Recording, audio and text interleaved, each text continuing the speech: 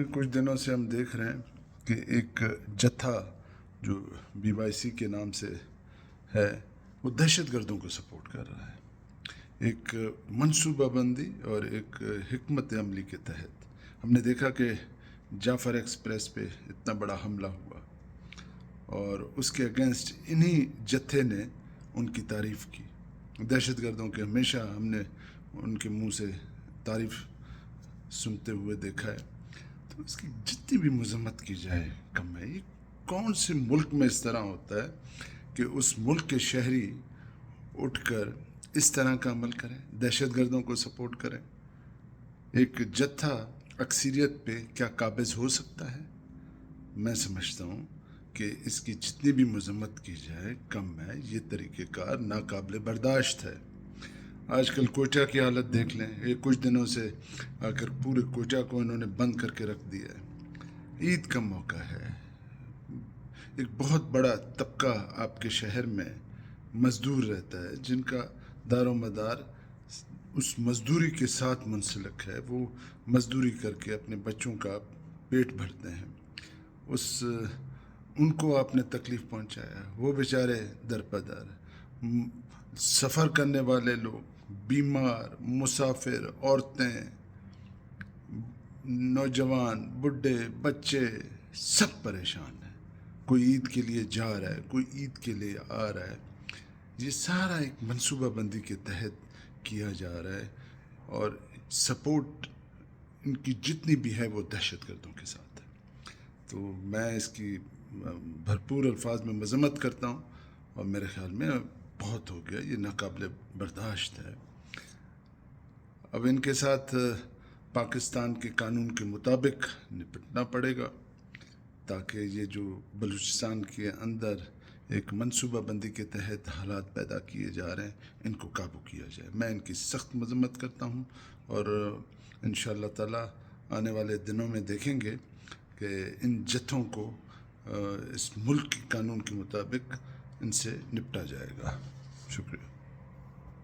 میں آپ کو جعفر ایکسپریس کی جو آئی جیکنگ ہوئی تھی اس کے متعلق بتاتا چلوں کہ جب یہ دہشت گردی کا واقعہ ہوا تو اس میں سوار مسافروں کو یرغمال کیا گیا اور یہ دنیا کی ایک عجیب نوعیت کا ایک واقعہ تھا اور جس کی ملک بھر کی تمام سیاسی جماعتوں نے، انسانی حقوق کے علمبرداروں نے اور مہذب قوموں نے اس کی مذمت کی، یہاں تک کہ اقوام متحدہ کے سیکریٹری جنرل کا بھی بیان آیا تھا اور انہوں نے بھی اس کی مذمت کی۔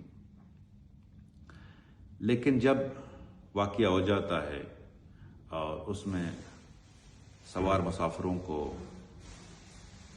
بھیڑ بکریوں کی طرح ذبح کیا جاتا ہے تو ریاست پاکستان، افواج پاکستان وہ حرکت میں آ گئی اور انہوں نے وہاں پہ جا کر آپریشن کیا۔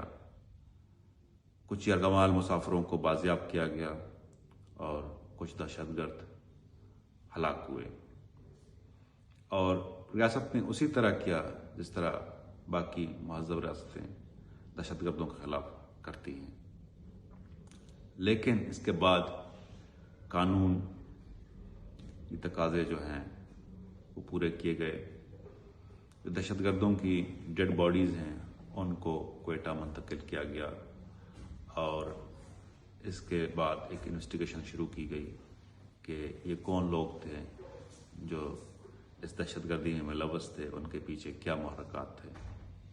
لیکن بدقسمتی سے ایک نام نہاد غیر رجسٹرڈ تنظیم نے وہاں جا کر پولیس کے راستے میں رکاوٹیں ڈالی، قانونی تقاضوں کو پورے نہیں کرنے دیا، تو لامحالہ پولیس اور اس نام نہاد تنظیم کے درمیان مدبھیڑ ہونا تھا۔ تو میں آج آپ کے سامنے یہ واضح کرتا چلوں کہ ایک تنظیم جو غیر رجسٹرڈ ہے، جو ہمیشہ یہ کہتی آ رہی ہے کہ وہ قانون کی پاسداری کر رہی ہے، وہ مظلوموں کی آواز ہے، تو اس نے کیسے جا کر دہشت گرد کی ڈیڈ باڈیز کو कानूनी तकाजे पूरे करने से रोका। तो ये हमारे लिए एक सोचने के मकाम है। जब कानून हरकत में आती है, जब कानून ये कहती है कि आप आम शहरी के लिए रुकावटें खड़ी ना करें, आप जाके सड़कें ब्लॉक ना करें, आपके जो मसले मसाइल हैं अदालतों के दरवाजे खटखटाएं, आप कानूनी तौर पर जो है दरखास्तें दें, इंतज़ामिया के पास जाएं, तो डेफिनेटली आपको रिलीफ दिया जाएगा।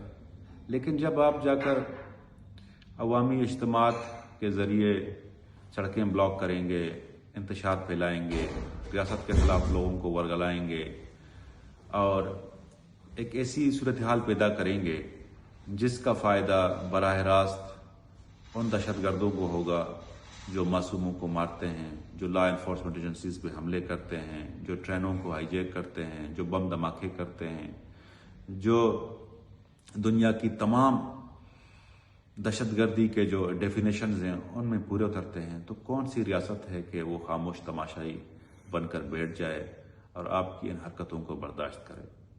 तो लिहाजा मैं ये वाज़े करता चलूँ कि इस तरह की जो हरकतें हैं जो कानून के ख़िलाफ़ हैं वो काबिल मज़म्मत हैं, और बीइंग अ बलोच, बीइंग एक सियासी कारकुन और इंसानी हुकूक के अलंबरदार होने के नाते मैं ये वाज़े करूँ कि ये नाकाबिल बर्दाश्त हैं। अगर आपने मुल्क की सियासत करनी है तो आप मुल्क के कानून का एहतराम करें, मुल्क के आइन का एहतराम करें और उसके तहत रियासत के ख़िलाफ़ जो है शर्मंगेज़ी ना फैलाएं, तब हम सारे आपको सपोर्ट करेंगे।